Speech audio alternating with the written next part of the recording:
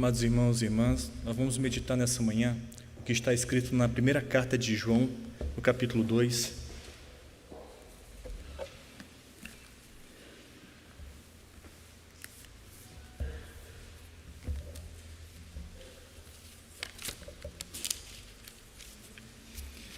Primeira carta de João, capítulo 2, nós vamos ler do versículo 12 até o de número 17.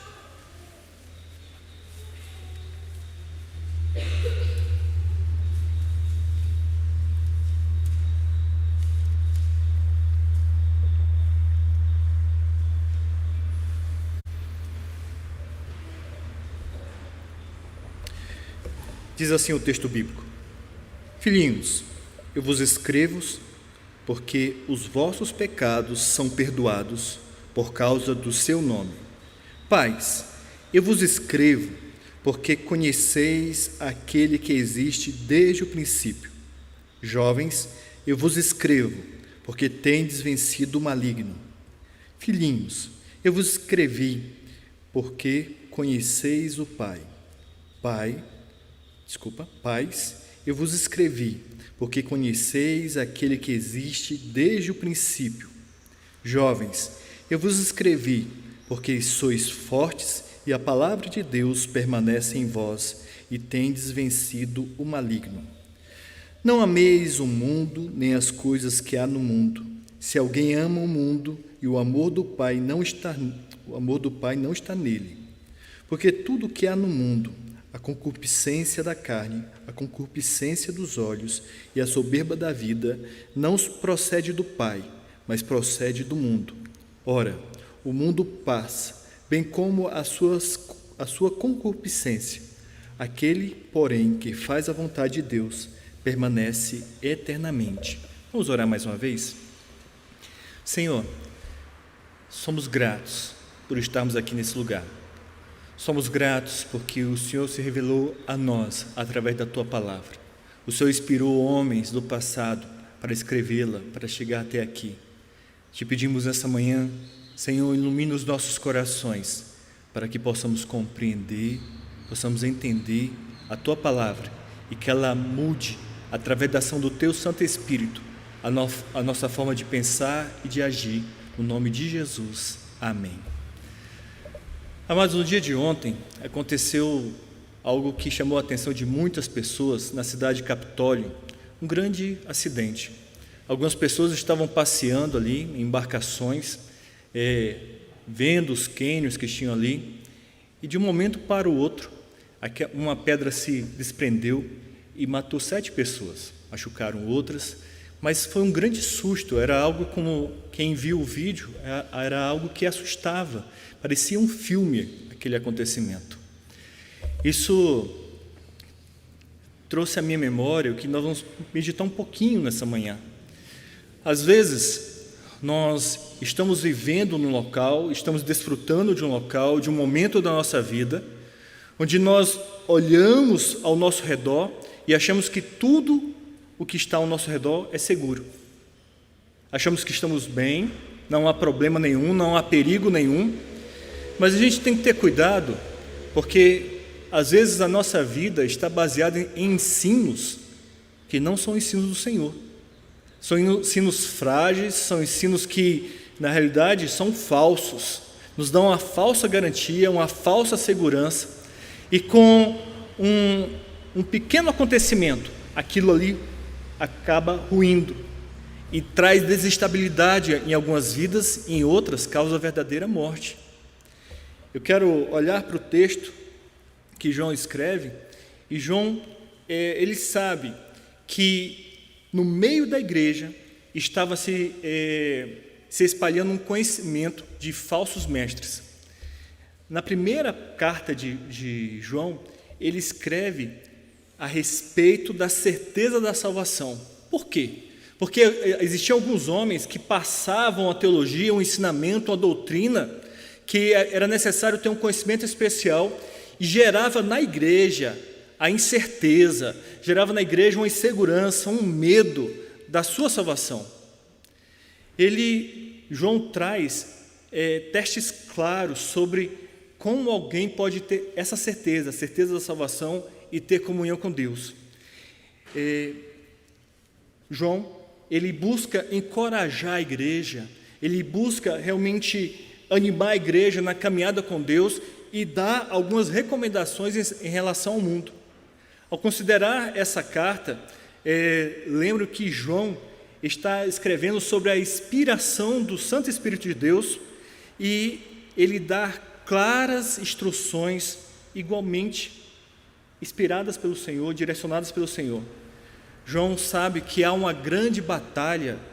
O reverendo Hernandes Dias Lopes diz que a nossa vida não é um jardim, mas é um campo de batalha, onde nós lutamos uma batalha entre o reino das trevas e o reino da luz. Nós sabemos que o reino do Senhor vai vencer, mas há essa batalha, há esse ambiente onde nós vivemos, que a gente tem que ter muito cuidado quando as coisas estão tão tranquilas e a gente acha que está tudo bem. Nós precisamos estar atento. João sabe que Deus implantou a igreja dele em todo o mundo e que estamos engajados nessa missão, nessa batalha, e que temos sempre a certeza dessa vitória que temos no Senhor. Neste ponto de sua primeira carta, João dá uma ordem muito clara a respeito do mundo, e é sobre isso que eu quero meditar um pouquinho com vocês nessa manhã: a igreja e o mundo. E o primeiro momento, eu preciso convidar vocês a dar uma olhada sobre os incentivos que João traz à igreja. Olha os versículos 12 a 14, você vai perceber que João fala sobre filhinhos, jovens e pais. Esses filhinhos, a palavra que ele utiliza é a mesma utilizada para criança. Então a gente poderia dizer que ele escreve para crianças, jovens e pais. E nós somos tentados muitas vezes, e nas minhas primeiras leituras dessa carta, eu achava que quando falava sobre jovem, era realmente jovem em relação à idade. Mas João tem uma outra ideia, ele passa uma outra coisa na sua mente. João está escrevendo a 3 grupos específicos da igreja e traz em cada uma delas uma diferença. Em cada uma delas traz um incentivo. Olha só o tempo verbal que está no versículo 12 e 13. Ele usa a expressão: filhinhos, eu vos escrevo. Pais, eu vos escrevo. Jovens, eu vos escrevo. Ele usa nesse momento 3 vezes a palavra eu vos escrevo, na ideia de um presente. Eu vos escrevo.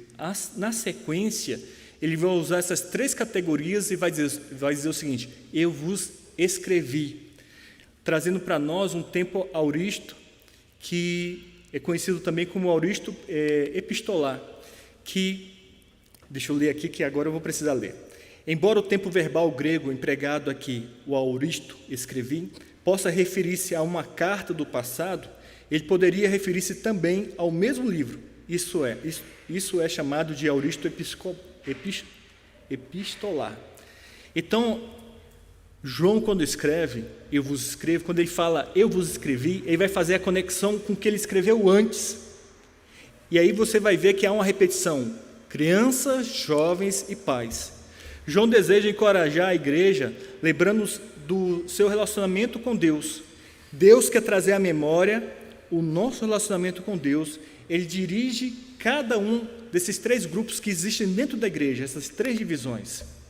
E primeiro nós vamos aprender sobre os filhos espirituais ou as crianças espirituais que estão nessa família. João escreve no versículo 12: filhinhos, eu vos escrevo porque os vossos pecados são perdoados por causa do seu nome. Também na primeira parte do versículo 14, ele vai dizer o seguinte: filhinhos, eu vos escrevi porque conheceis o Pai. Precisamos ter em mente que João é um homem velho, ele tem na casa dos seus 90 anos, e ele usa essa expressão filhinhos, e ele gosta muito de usar essa expressão se referindo ao rebanho. Isso está no capítulo 2:1, 2:28, 3:7, 4:4 e 5:21. João não está usando um termo de idade, mas ele está usando um termo em relação à maturidade espiritual. João deseja que os cristãos saibam que estão na família de Deus, porque o Pai, Deus é o Pai deles. E isso João baseia no perdão dos pecados. Quando eu iniciei meus primeiros passos na fé, teve um dia que eu entrei em grande crise. Tinha algo na minha vida que eu não conseguia mudar de forma alguma. De forma alguma. E eu entrei num verdadeiro desespero, porque eu acreditava que para ser aceito por Deus, eu precisava ser perfeito. E eu entro num intenso choro e duvidando da minha salvação, se eu realmente era salvo. E no meio do meu choro veio ao meu coração a seguinte pergunta: você crê em Jesus Cristo, que encarnou, que morreu pelos seus pecados e que através dele você tem a vida eterna? E no meio daquele choro eu disse assim: sim, eu creio nisso. E o meu choro cessa. Eu quero trazer isso porque em alguns momentos da nossa vida a gente entra em algumas incertezas, porque algo é lançado nos nossos corações. E talvez exista no nosso meio pessoas que estão nos primeiros passos da fé, pessoas que talvez tenham até um tempo de igreja, mas ainda estão precisando de um leite. E João escreve que há uma boa nova. Os nossos pecados são perdoados em Cristo Jesus. E os apóstolos, eles vão pregar isso. Eles foram enviados por Jesus para pregar o arrependimento e o perdão dos pecados por meio de Jesus. Em Lucas 24:47, diz assim: e que em seu nome se pregasse arrependimento para remissão de pecados a todas as nações, começando de Jerusalém. A nossa confissão de fé de Westminster, no capítulo 18, da certeza da graça e da salvação, no item 2, diz o seguinte: esta certeza não é uma simples presunção conjectural e provável, fundada numa esperança falha, mas uma segurança infalível da fé, fundada na divina verdade das promessas de salvação, na evidência interna daquelas graças nas quais essas promessas são feitas, no testemunho do Espírito de adoção que testifica com o nosso Espírito que somos filhos de Deus, sendo esse Espírito o penhor de nossa herança e por meio de quem somos selados para o dia da redenção. Há uma perseverança dos santos. Um pastor me trouxe uma ilustração muito jóia. Ele falou o seguinte: você tem por herança R$1 bilhão. Só que você recebe essa herança e você começa a praticar vários atos errados em sua vida. E o pastor perguntou assim: você perde a herança por causa de algum ato errado que você fez? Não estou falando dele gastar tudo. Atos de mentira, de roubo, perde? E a resposta é não. Porque a graça do Senhor nos atingiu e o perdão de Deus nos limpa e nos purifica de todo pecado. João traz isso muito claro em sua carta aos novos na fé, às crianças na fé, que devemos ter a certeza da salvação. Não é fé por fé, mas é uma certeza que essa fé salvadora é dada pelo próprio Deus a nós. Em Romanos 8, versículo 1 diz: portanto, agora nenhuma condenação há para os que estão em Cristo Jesus. Deus não vai mais me condenar pelos meus pecados, porque os meus pecados foram perdoados, os meus pecados foram... Jesus morreu pelos meus pecados, Ele morreu no meu lugar, por isso eu não serei mais condenado. Há tanta liberdade, há uma certeza de uma vida sem condenação, porque Deus nos perdoou. Em segundo lugar, nós aprendemos que os jovens espirituais estão na luta. Olha o que está escrito na segunda parte do versículo 13.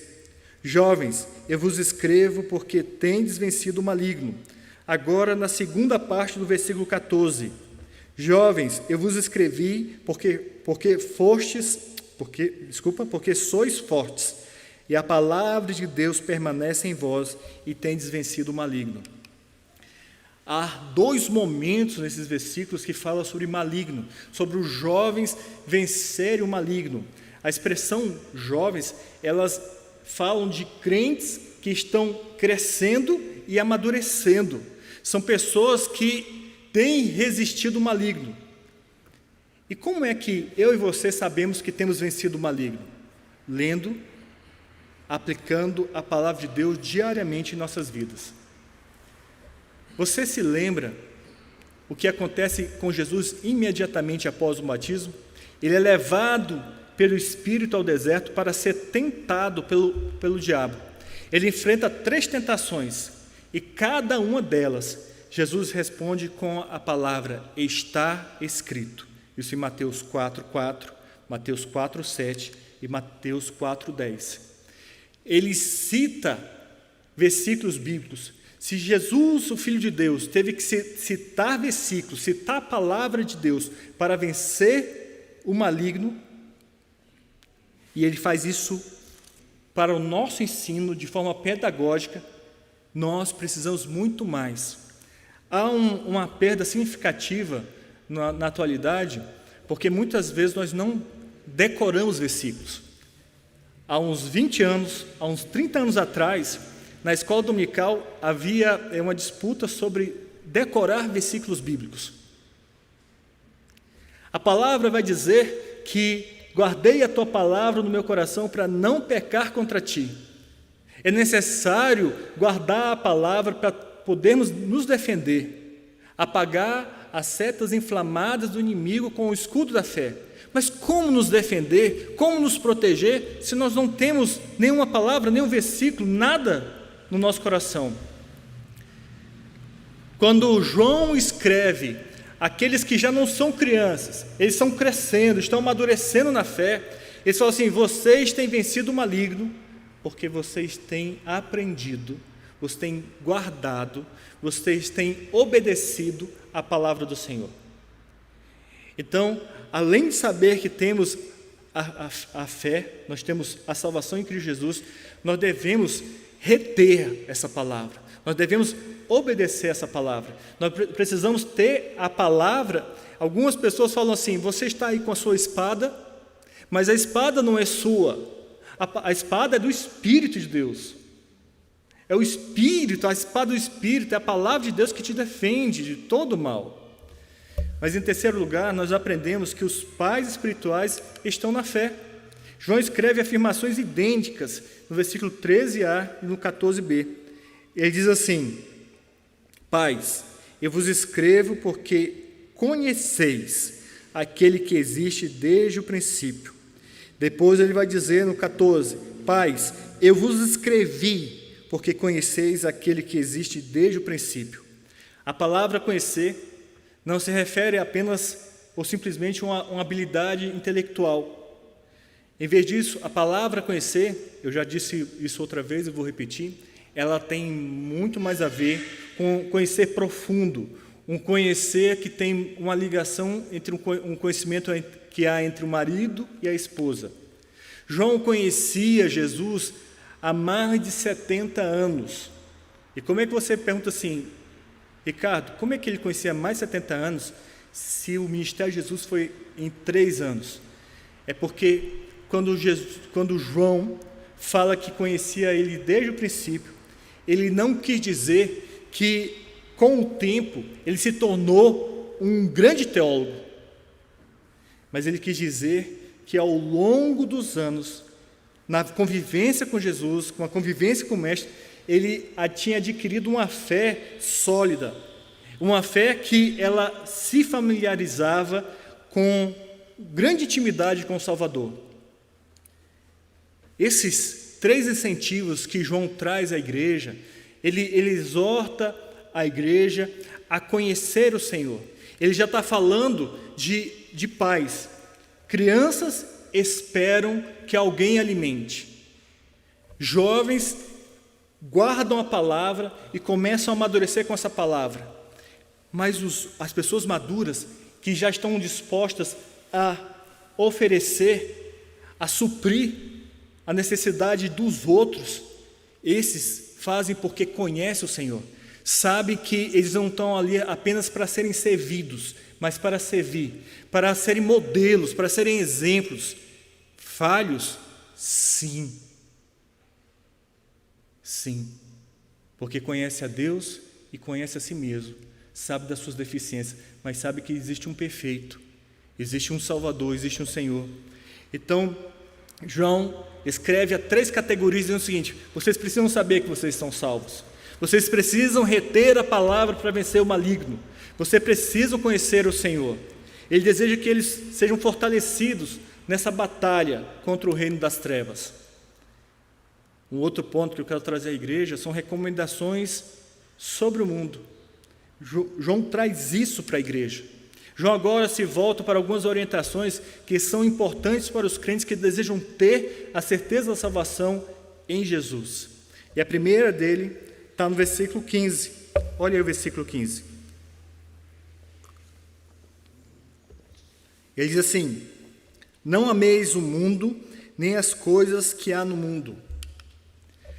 João traz essa questão desse amar, e esse amar, no primeiro momento eu achei que era de ter uma amizade com o mundo, de ter uma parceria com o mundo, um amor filéu, mas ele traz aqui a palavra agapau, o verbo, a palavra, e ele diz assim: igreja, não ame o mundo de forma incondicional,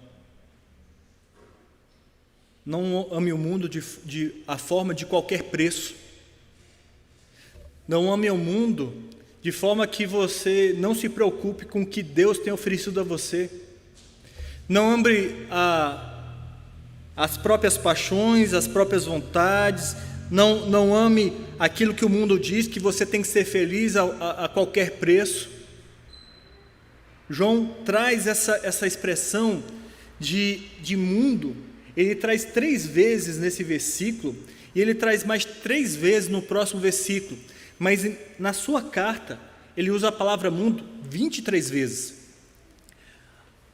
Alguns, ao olhar para esse texto, acham que João entra em contradição, porque fala para que não ame o mundo, mas João 3,16 fala que Deus amou o mundo, amor ao mundo, amor o mundo, desculpe. Mas nós aprendemos que Deus ama os seus eleitos, ama os seus filhos. Ele não ama a cultura, a filosofia, o que o mundo prega. Deus não ama isso. No versículo 15, João está dizendo que ao seu amado rebanho, que para não colocar os seus corações no mundo e nas coisas que há no mundo. Em outras palavras, ele está dando um aviso ao mundanismo. Há coisas que devagar nós vamos cedendo espaço para o mundo. E quantas vezes nós temos uma prática fora e queremos implantá-la dentro da igreja. Mas implantar dentro da igreja acontece em alguns encontros da igreja. Pior é quando colocamos essas práticas dentro da nossa vida, trazemos ela para o nosso comportamento, o nosso jeito de agir. Porque a igreja sou eu e você. Quando eu e você cedemos espaço e começamos a viver práticas que não são contrárias à palavra de Deus, à vontade de Deus, a gente tem que ter cuidado, porque o mundo pode estar tomando conta da nossa vida.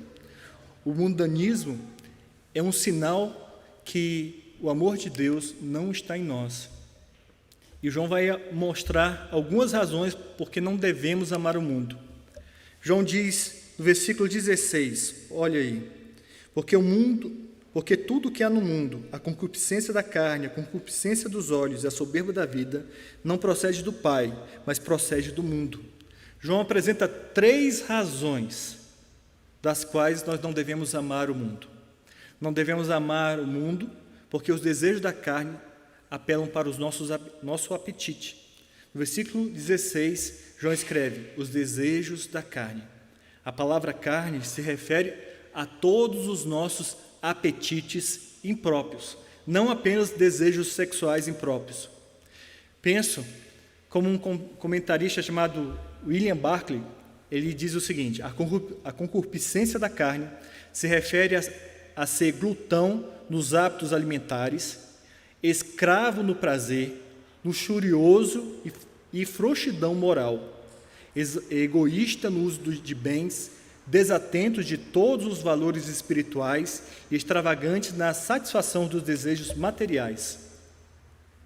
Quando fala de carne, a gente tem que ter muito cuidado, porque talvez eu e você baseemos as nossas vidas na minha vontade, na minha satisfação, e quando nós nos deparamos entre a vontade de Deus e a minha vontade, o meu desejo, eu coloco em primeiro lugar o meu desejo, e aí como demais, minto demais, quer dizer, só mentir já é demais, né? Falo demais, mantenho muito bem informado os outros, da vida dos outros. Então João diz assim: não ame ao mundo, porque talvez você queira satisfazer os desejos da carne. E ele continua, ele fala sobre os desejos dos olhos, e os olhos é a janela da nossa alma. Ele nos traz, nós nos afeiçoamos muito pelo que está fora, e João escreve sobre isso. Deus nos deu olhos, nos deu visão, mas às vezes vemos coisas que nos prendem o afeto, como pessoas, uma bela casa, um carro esportivo e assim por diante. Talvez a maior luta que para muitos hoje seja a pornografia. Olhar para algo e se afeiçoar àquilo, e isso trazer grande destruição dentro do casamento. Tudo que o mundo oferece traz grande destruição. A palavra não mente quando diz que o salário do pecado é a morte. E às vezes nós cometemos alguns atos que cometemos repetidamente, e como um raio não cai na nossa cabeça, nós achamos o seguinte: está tudo bem, Deus é misericordioso, Deus é bondoso, está tudo jóia, mas isso não é verdadeiro. Mesmo que você não perca a salvação, o pecado gera morte. Todo ato seu que você satisfaz os seus olhos, os seus desejos, isso traz morte para a sua vida, para a vida da sua família, da igreja, enfim. E no versículo 16 ainda, ele fala sobre a soberba da vida. E a palavra grega que João utiliza para soberba refere ao homem que reivindicou posse e realizações que não lhe pertenciam para se exaltar. Ainda diz que é uma segurança insolente e vazia, que confia em seu próprio poder e recurso e vergonhosamente despreza e viola as leis divinas e os direitos humanos. É quando nós somos atingidos por um sentimento que nós achamos que somos bons demais, somos especiais pelo que temos.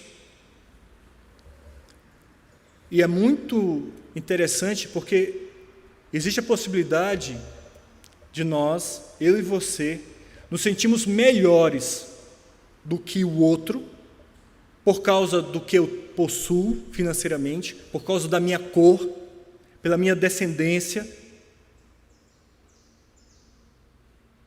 Então nós devemos ter muito cuidado com esse orgulho que nós temos, que desqualificamos, que fazemos com que pessoas tenham perda, que achamos até o seguinte: não existe isso. Não existe isso. Quando a gente fala assim, só pode ser baiano, é só uma brincadeira. Só pode ser para fazer isso. É só brincadeira, eu não estou ofendendo. A gente tem que ter muito cuidado, porque talvez algumas coisas que a gente acha tão sólida, sem problema na nossa vida, traga grande destruição.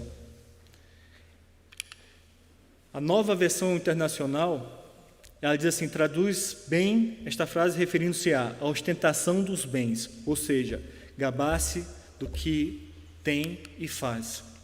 Curiosamente, essas 3 razões para não amar o mundo se compara às 3 coisas que levaram Adão e Eva a desobedecer a Deus, conforme Gênesis 3:6. Vendo a mulher que a árvore era boa para comer, concupiscência da carne, agradável aos olhos, concupiscência dos olhos, árvore agradável para dar entendimento, soberba da vida, ser igual a Deus. Tomou-lhe do fruto e comeu, e deu também ao marido, e ele comeu.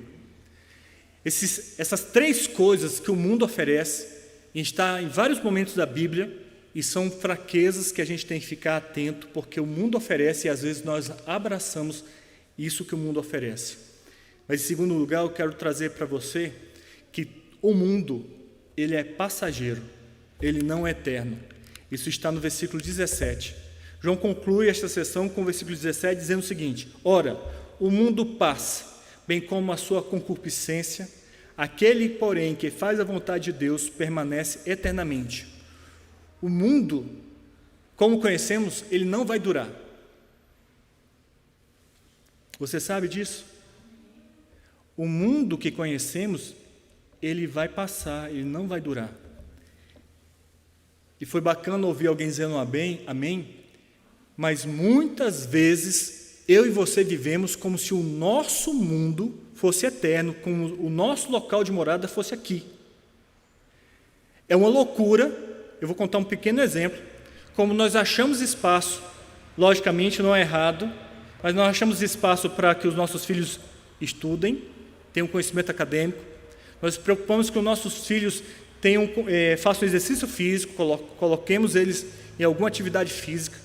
Nós nos preocupamos em dar aos nossos filhos um tempo de lazer, de prazer, mas nós não nos comprometemos em trazer os nossos filhos à casa do Senhor para aprender sobre o Senhor. Nossos filhos sabem sobre Amável, sabem sobre, não vou lembrar, mas sobre Thor, sobre Capitão América, mas não conhecem Jesus. Não sabe quem é Joquebede. Não sabe o que tem Maria, Marta e Lázaro na história, como que é a história deles, vocês não sabem. Porque a gente às vezes nos preocupamos em construir o reino aqui na terra. Nós, homens, muitas vezes trabalhamos e falamos o seguinte: nós fazemos isso por causa da nossa família, mas a nossa família não nos tem dentro de casa, não tem o nosso tempo. Por quê? Porque talvez, na minha mente, na sua mente, nós busquemos construir o nosso reino aqui na terra. Nós não lembramos que essa terra, esse mundo é passageiro. Que todos que estão aqui vivem e morrem. E os seus corpos, da forma que existem, vão deixar de existir. Então, João nos convida, nos orienta a nos concentrar no que é eterno. Ele diz no versículo 17, na segunda parte, diz o seguinte: aquele, porém, que faz a vontade de Deus, permanece eternamente. João, ele nos chama a uma obediência, a uma vida de acordo com a palavra de Deus, porque se a gente busca satisfazer a nossa vontade, se a gente busca dar uma resposta ao que o mundo está pedindo de nós, se nós buscamos o amor do outro, e no sentido, quando eu falo amor do outro, tipo, eu tenho isso e daí essa pessoa começa a se interessar por mim,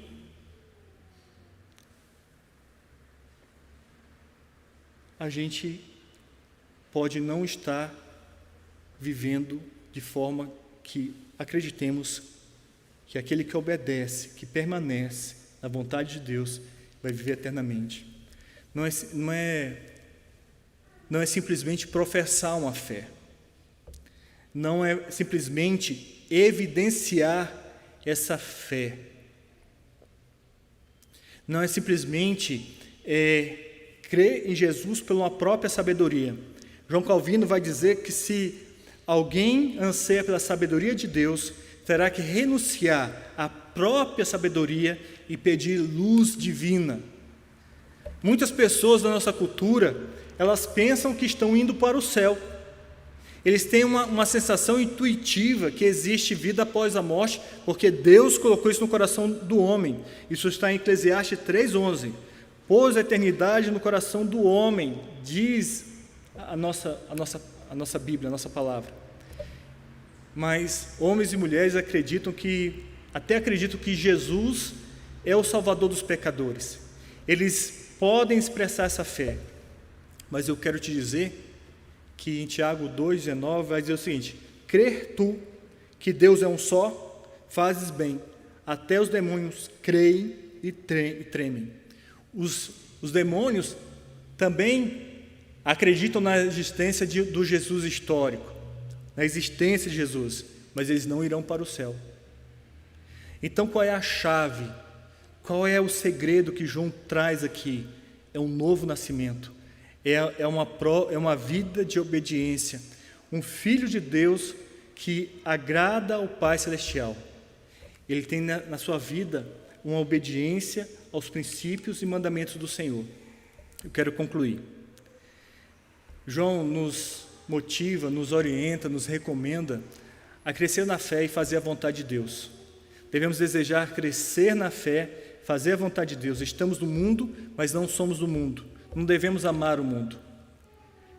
Finalizo falando sobre uma frase de João Calvino que diz assim: ainda que o pecado não reine, ele continua a habitar em nós e a morte ainda é poderosa.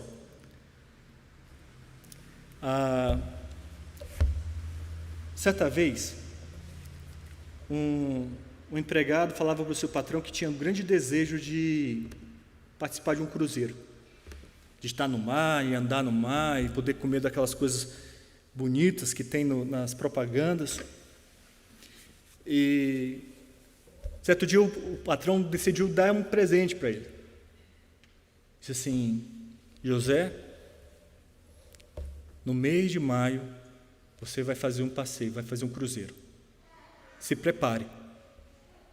Você vai tirar férias, vai desfrutar desse tempo. E José ficou preocupado por não ter recurso, e ele ficou preocupado como é que ele ia passar aqueles dias. O que ele fez? Ele fez lanches,